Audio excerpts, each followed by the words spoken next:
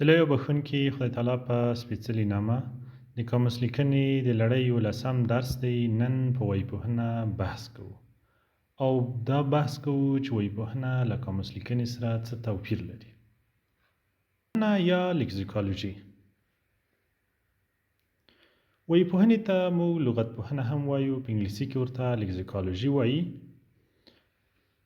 وییپوهنه یا لغتپوهنه د ژبپوهنې هغه برخه ده چې ویونه یعنې لغتونه پکې مطالعه کیږي.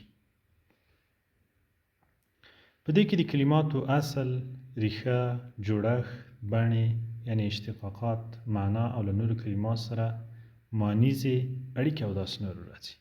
په وییپوهنه کې موږ د لغتونو جوړښت څېړو چې یو لغت ساده دی څنګه په بلښتي باندې اوړي او څنګه ترکیبي کېدلی شي.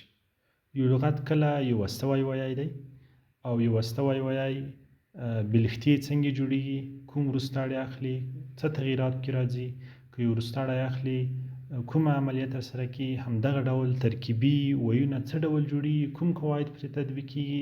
دغه موضوع د وییپوهنې بحث دی. مثلا ستوری کلمه دی، یو استوی ویی دی. کله چې له دې نه ترکیبي کلمه جوړیږي چې کیږي ستورمزلی. دا قواعد په وییپوهنه کې څیړل کیږي. یا مثلا معلوم کلمه ده، مخکې مختاړی ورباندې دل شوی راغلی دی، نامعلوم کلمه ترې جوړیږي. مثلا ښکار کلمه ده، ښکارچی څه ډول جوړیږي، بلښتي کلمه یې جوړه کړې. همدغه ډول پوهنه جمعتون، پوهنتون کلمه ترې جوړیږي، ترکیبي ویی دی.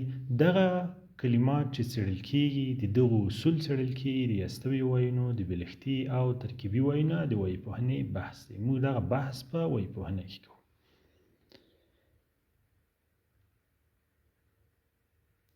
قاموس لیکنه او وییپوهنه څه توپیر لري؟ قاموس لیکنه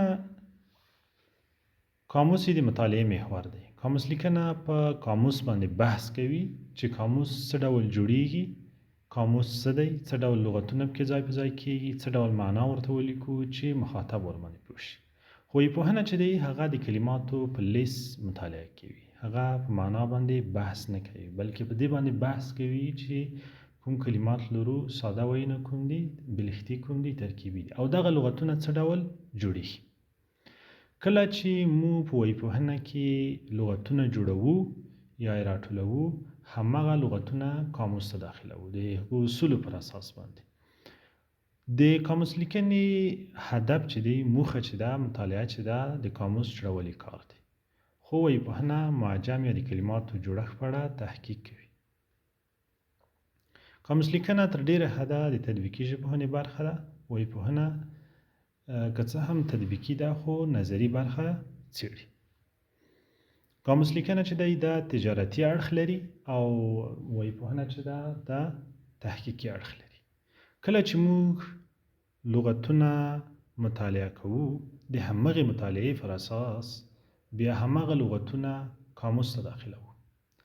مثلا موږ په وییپوهنه کې کلمه جوړونکي مختاړي وروستاړي راوړو، هغه قواعد څیړو چې له دې نه څنګه بلښتي کلمه جوړیږي، له دې نه څنګه ترکیبي کلمه جوړیږي.